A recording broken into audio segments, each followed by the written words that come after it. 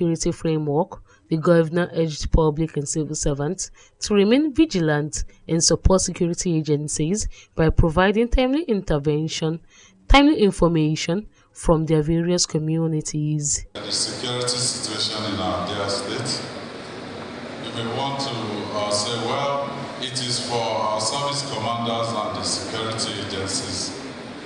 Please, the answer is no. We are all from communities, we are all from various zones of the state. We should get involved, we should pass the message on to our people, our community leaders, that if you see anything, any breach of our security situation, please pass the message on. Governor Makinde was also presented an Outstanding Leadership Award by the state worker, dedicated the honor to the workforce, acknowledging their unwavering support since the beginning of his administration. I will dedicate this award to hardworking civil and public servants, because whatever that we've been able to achieve, we have done it together. Yes, sir. It is not a Seyi Makinde thing. In her address, the head of service, Mrs. Olubumi Oni, described the annual celebration as a moment for reflection, renewal, and recognition of excellence in the state workforce. She said that this year's program was more engaging and encouraged workers to uphold integrity, discipline, and professionalism. I wish to reiterate that all civil and public servants should ensure that all their hands must be on them to protect the integrity of the service and to improve the standard and quality of service delivery through strict adherence to rules and regulations from recognized establishments. Let us all respect the rules and chains of command in the civil and public service. And former head of service, Mr. Soji Eneade, emphasized the need for unity, professionalism, and mutual respect between political office holders and career civil servants. He commended Governor Makinde for Wale Akinwole, represented by Yusuf Temitokwe, who commended the flexibility in the state and public service, which they said has helped constant transparent service delivery, urged workers to give room for collaboration and cooperation for due excellence. Oluwapemi Bamidele, Agidigbo FM News. The Alaafin of Oyo, Oba Abimbola Owade, has hailed the chairman of the National Drug Law Enforcement Agency, NDLEA, Brigadier General Muhammad Buba Marwa, describing him as a consistent performer whose legacies, including the introduction of popular Keke Marwa, continue to shape Nigeria. Speaking today during a courtesy visit to the NDLEA headquarters in Abuja, Oba Owade said Marwa's track record as a former military administrator of Borno and Lagos states showed his commitment to public service. Keke Marwa, the popular commercial tricycle, was named after Brigadier General Marwa in recognition of his pioneering role in introducing tricycles in Lagos during his tenure as the military governor of the state from 1996 to 1999. Responding to Marwa's call for greater traditional institution involvement in combating substance abuse, the Alaafin pledged full collaboration, adding that they are more than ready to work with him and give all necessary support as well.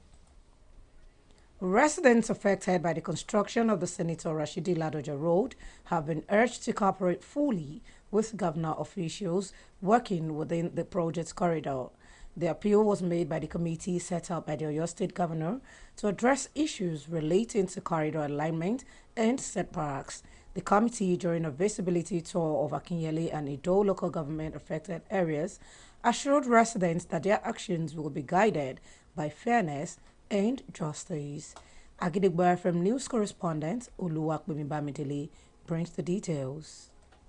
The committee established by the Oyo State Governor, Engineer Oluseyi Abiodun Makinde, to address the concerns surrounding the Senator Rashid Ladoja Circular Road project corridor alignment, and setbacks has continued its engagement with affected communities. On Thursday, the committee intensified efforts to resolve continuous issues related to circular road setback and corridor during a visibility tour of Akinyele and Ido local government areas. The tour began in Akinyele local government, where the committee, led by its chairman, Mogaji Abdul Karim Adanla, inspected Idiroko, Ogongo, Molarere, Ogunsoya, and Eniosha communities. The committee later visited several locations within Ido local government, including Elenushonsho, Agbami, Ogoluwa. On the spot assessment of where 75 is applicable, where 100 can be applicable, when 150 can be applicable. So it's not a blanket rule. We pay everywhere. 500. No. But we told you 500 what? Yes. During the tour, representatives of residents affected by the project appealed to the state government to handle the issue with diligence and compassion. The newsman, the executive advisor to the governor on New Towns and Cities Development Authority, Mrs. Mofoluke Adebiyi, that during the assessment. They should cooperate with the government. Planning is based on data, and I want to recall that the appropriate government agencies have been going out to the committee. Mogaji Olawale Ladoja assured that the team would remain impartial with its recommendation to the state government. So we will now sit down and see what to do that will benefit the government and our good people. Other members of the delegation included Mogaji Badmus Adewale, Mogaji Adewale Bankole, as well as representatives of various stakeholders, ministries, and agencies. Oluwapemi Bamidele, Agidigbo FM News. Agidigbo FM continues to spread joy this festive season with its ongoing family fun fair, a colorful celebration that brings together children and parents. From laughter-filled activities to live entertainment and special moments with Father Christmas, the fun fair became a beautiful space for bonding, excitement, and unforgettable memories.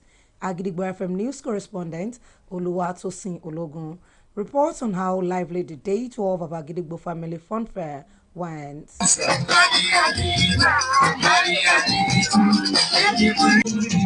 The Agidigbo FM Family Fun Fair continues today, the 12th day after the much anticipated Father Christmas arrived at the broadcasting house, bringing hundreds of excited children and parents.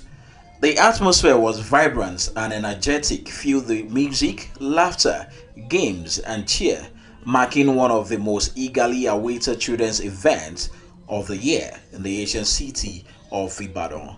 Designed to promote family bonding and create lasting memories, the fun fair featured a wide range of activities, including bouncing castles, face painting, movies, games, creative playstations, and lots more. The highlight of day 12 was a live performance by Daddy Gio of Agidigbo FM, Tunde Falola and his band, during which Father Christmas danced joyfully with children and parents, and other members of staff came out together to celebrate and enjoy the moments. The chairman of Agidigbo FM, Dr. Oriyomi Hamzat, warmly interacted with families and took photos with both parents and children. In an interview with Agidigbo FM News, Miss Zainab Abiola described the event as exciting and worth attending. Children carnival. I came with my 3 daughters. So, but on getting here, I'm very happy with everything I saw on the ground.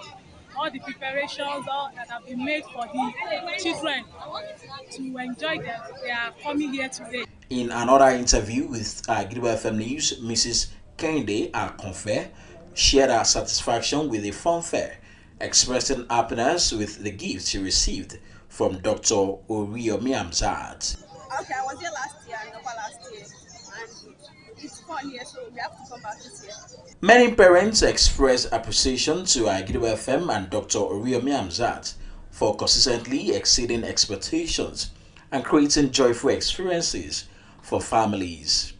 The event concluded on a joyful note, leaving both parents and children with unforgettable memories of laughter, bonding, and celebration.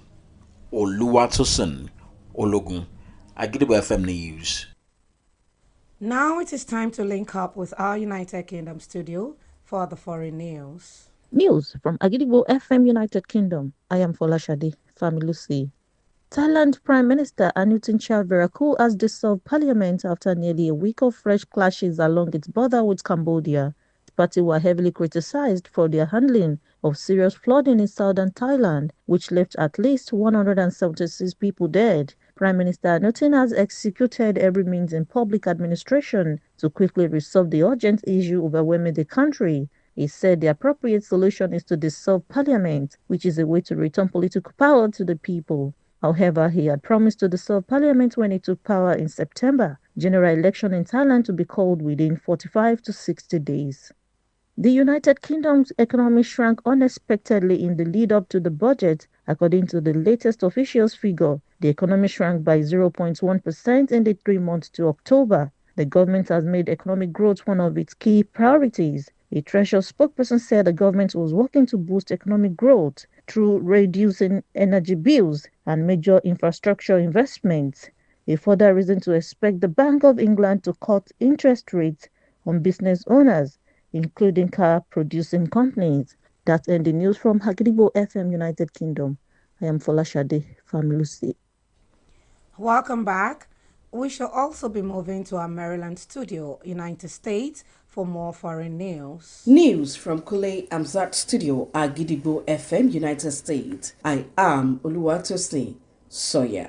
The United States is preparing to intercept more ships transporting Venezuelan oil following the seizure of a tanker this week as it increases pressure on Venezuelan President Nicolas Maduro. The seizure was the first interdiction of an oil cargo or tanker from Venezuela, which has been under U.S. sanctions since 2019. It came as the U.S. executes a large-scale military buildup in the Southern Caribbean and as U.S. President Donald Trump pushes for Maduro's ouster. The latest U.S. action has put ship owners, operators, and maritime agencies involved in transporting Venezuelan crude on alert, with many reconsidering whether to sail from Venezuela waters in the coming days as planned, according to the shipping sources. Further direct interventions by the U.S. are expected in the coming weeks, targeting ships carrying Venezuelan oil that may also have transported oil from other countries targeted by U.S. sanctions, such as Iran, according to the sources.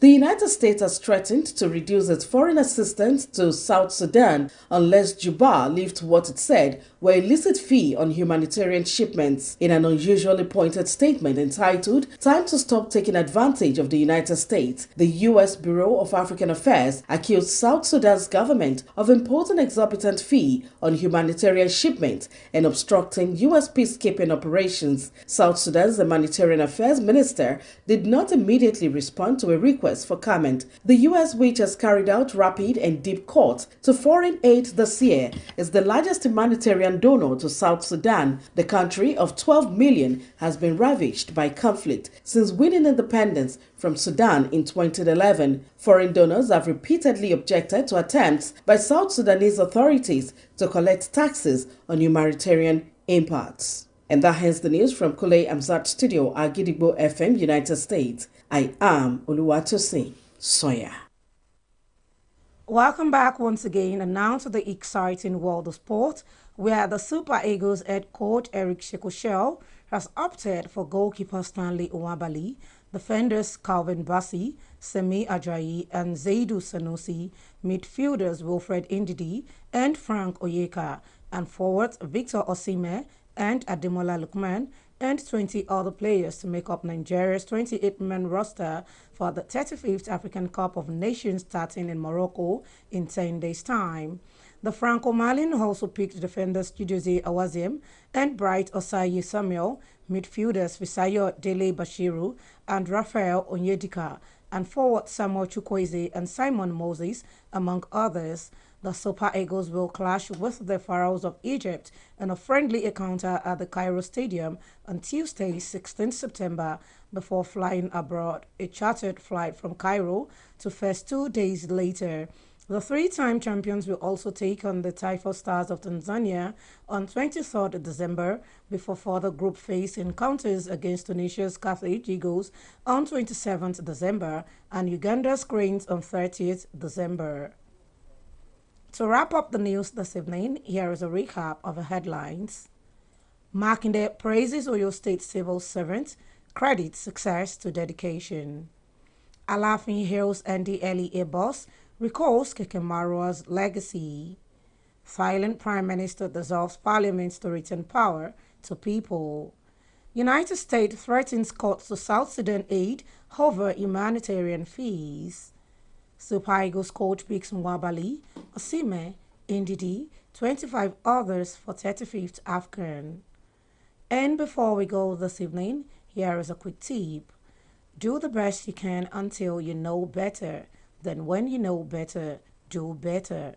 Finally, we have come to the end of the news around the world on the most listened to radio station, Agidigbo, 88.7 FM, Ibadan. I am Olamide Badmos. Thank you for listening. Good evening.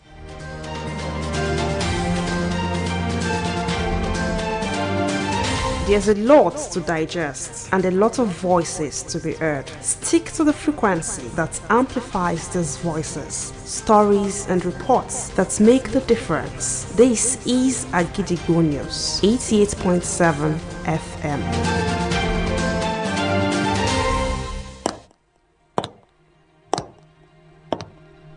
News is information, and information is power.